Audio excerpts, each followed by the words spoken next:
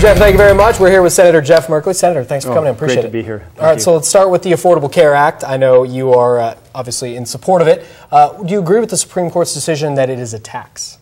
Well, basically, I don't view it that way. You have a basic free rider penalty that says if you are going to go without insurance and those costs in large get transferred on to everybody else who's picking up the tab, that's not a good thing. You should pitch in a little bit. And we're talking about 2014. I think it's $95 a year, so it's a modest penalty if you choose to go that direction.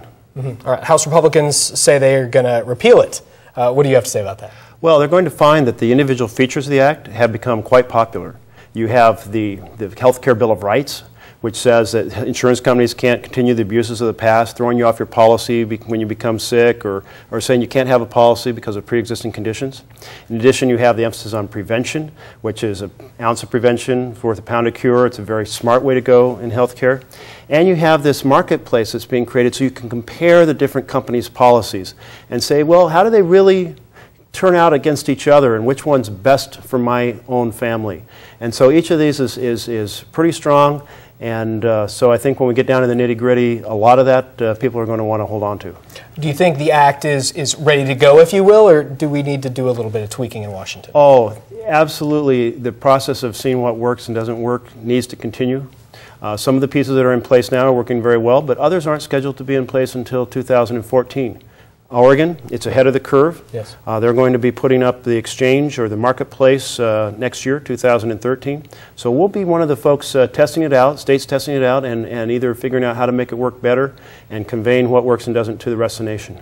It seems like we're going to have a short-term solution for some of these counties struggling with timber payments. What about long-term? What are we going to do? Yes, long-term we either have to have, well, we need a couple things. We need a long-term commitment to the deal that the federal government made to compensate for lost revenue. But we also need to solve the problem of how to create a sustainable yield harvest off the county lands. Because here's the situation. Right now we have millions of acres of overgrown forest. It's very bad for timber. It's very bad for ecosystems. It's very good for fires. It's very good for disease. So that is an answer for no one, and we've got to bring people together and say we can do much better. Okay. All right, we're going to take a quick break. Much more with Senator Merkley in just a moment. Stay with us.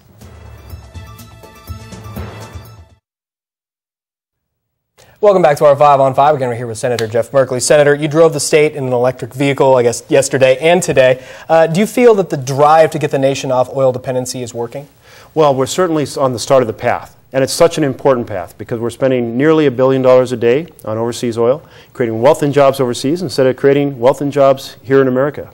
Mm-hmm. All right. You mentioned at your press conference today about some legislation that you're working on. Tell us about that. Yes, this legislation is with Lamar Alexander of Tennessee, so it's a bipartisan bill, and it says, let's take in, because of the value, not only in spending our dollars here, but in national security and in terms of pollution, that triple win, let's try to accelerate this deployment by having some pilot projects around the country, taking what we learn about where charging stations work best, and utilizing that information so that we can be more cost-effective in planning for the rest of the country. Mm-hmm. Okay. What's the single most common complaint you're hearing from your constituents? Oh, it's jobs. It's jobs. Absolutely. Folks want to see living wage jobs.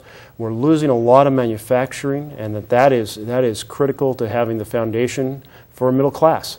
And so there's a huge anxiety about this. So a lot of times now, folks are just struggling to hold on to the middle class existence that their family had when they were growing up. And so there's a lot of concern. What are you doing to ease their concerns? You know, I went on this Made in Oregon tour and talked to manufacturers across the state. And basically, what is working and how can we enhance that? How can we create more jobs here? And there's a couple fundamental answers. And one is workforce. Get folks, when they are in junior high and high school, to do more of the metal shop, do more of wood shop, have more science and technology education. It's called STEM, science, technology, engineering, and mathematics. Second is level the playing field with China. China has an industrial policy that subsidizes their products so that they can make them in China and sell them to America below cost. Well, that's devastating our manufacturing here. So that level playing field so American companies can compete and make things right here. Senator, great to see you. Thanks so much for coming. Appreciate it. Thank you. All right, stay with us. We'll be right back.